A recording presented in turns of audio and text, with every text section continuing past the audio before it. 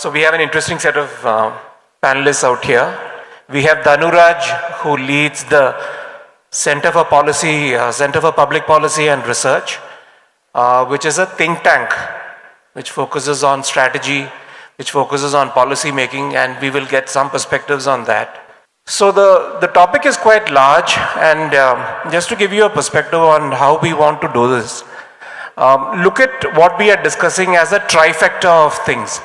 We are looking at sustainability, we are looking at policy making, and we are looking at the availability of capital, whether it is bank capital or whether it is private equity capital, what is available for people in Kerala.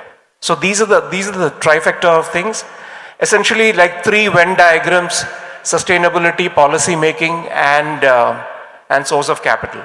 And let's see what is the intersection of each of these, and we'll have the speakers speak. So Dhanu, so you look at public policy and you think about public policy, you think about drafting, and you do a lot of work on that side.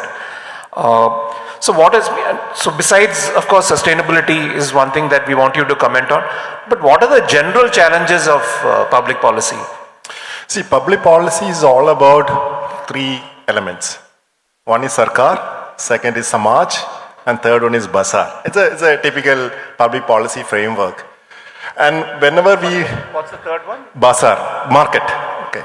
Samaj, Sarkar, and Bazaar. So whenever we prepare, when we start debating, researching on various issues, coming up with a framework for public policy, one of the things that we should look at is what are the unintended consequences or inadvertent consequences of the public policy making.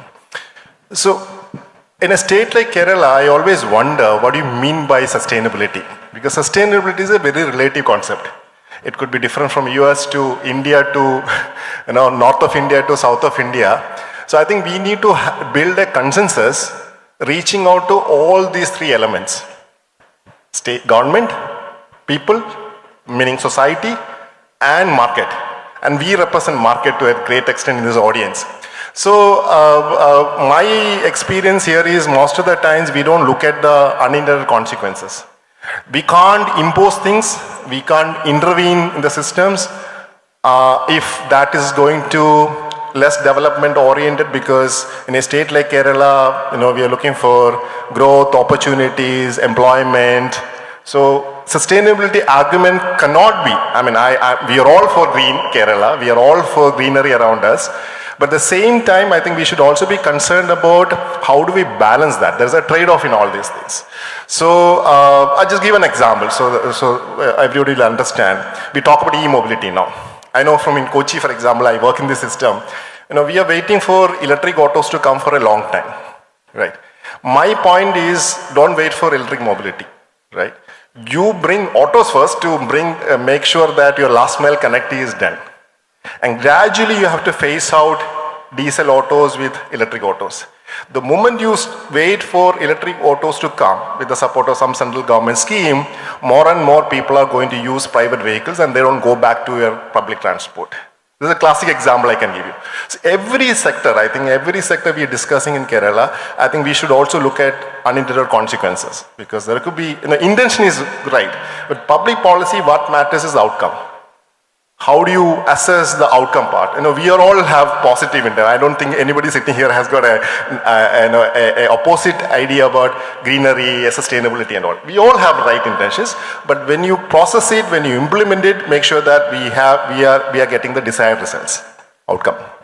Very interesting. So Sarkar, Samaj, and Bazaar, that's a new one.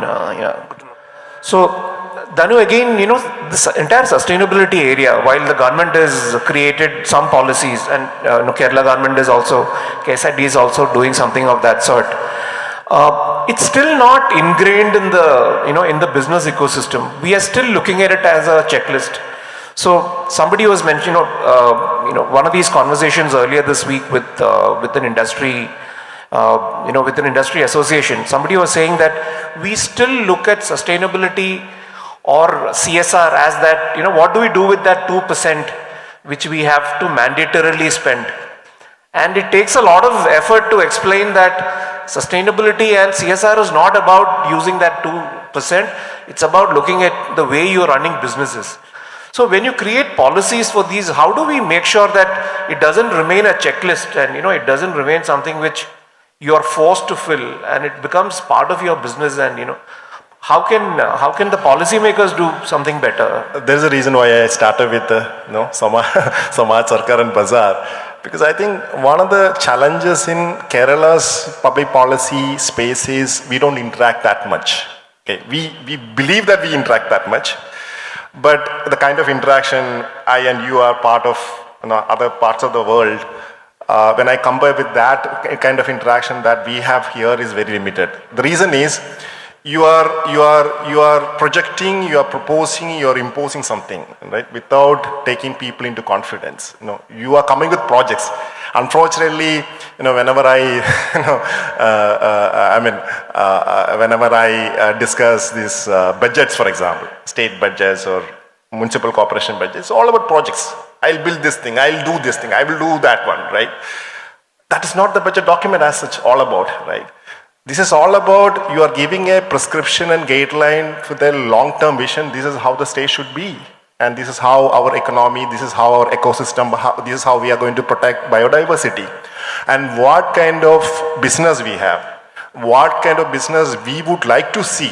For example, cities like Kochi, if you look at urban space, Trivandrum, Kochi and Calicut, for me, one of the challenges we are facing today is we don't know what kind of business this city should have. If you look at global cities around the world, every city decided at one point of time, let's look at London, let's look at Hong Kong. They decided this should be the financial capital of the world. So this is the kind of people they should come here. This is the kind of transport we should arrange for them. This is the kind of housing we should develop for them. But we are confused. And it's not a rocket science as far as I understand. But we are not ready to step into that. It's a very, very it's very, very tricky, and also it's also very time consuming consensus building that we need to have. I think that is where, and also I have a feeling in Kerala that though we have a very liberal space here, I strongly believe that liberal space is not translated and transformed into policy actions most of the times. Most of the times we believe that state is the protector and I would say the big guardian. I think any developed country, for that matter, to my understanding and to my knowledge, the state is only a facilitator. That is where the interplay of Samaj and Sarkar and market comes. But unfortunately, we believe state is going to provide us everything, state will decide this thing, and we are going to, that when state is offering things, when state comes with a project, it will be only about tick marks and check boxes. That's the issue. Dhanraj, again on public policy, etc. Some of these entrepreneurs may have ideas on, what could be public policy changes. How do they engage with the government? How do they, or do they come to intermediaries like you who do think tanks and etc.? How do they reach you if they have ideas on public policy? I think one of the why I'm worried now in Kerala is we need to build a knowledge society. There's a lot of conversation around knowledge economy, but my take is we have to have a very good education institutions. We have education institutions, but probably we have to improve, upgrade the education institutions, the outcomes. So one is, I think all of us have to work towards that. Work towards building a knowledge society where our children, our future leaders, they understand all these issues in depth, and they start debating, creating works. Creating in the sense they keep writing, keep debating. I think Kerala is a very noisy society, but at the same time, how much noise, in fact, we have to filter that noise actually. We have so much of noise, but I don't think, we are also very argumentative. I think more than argumentative Indian, I think Malayalis are very argumentative. But we are coming to, I think it's all helped us in all these decades, all these centuries. I don't have any negative sense of being an argumentative Malayali. But given the knowledge and information produced globally, I believe that knowledge and information has to come here, and we also have to produce that knowledge. So I believe platforms like this, I know so many students are here, so many education institutions are here. I think we should tie up with them. We should take this debate to the college campuses, because they are the people who are going to take us forward. Second, we also have research institutions, we have universities, we have colleges.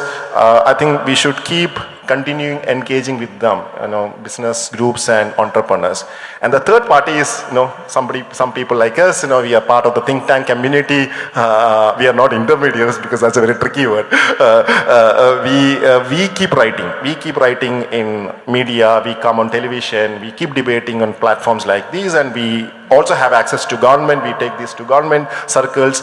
And it's a long process. But one thing, before I stop, I would like to say that we should get rid of this idea that,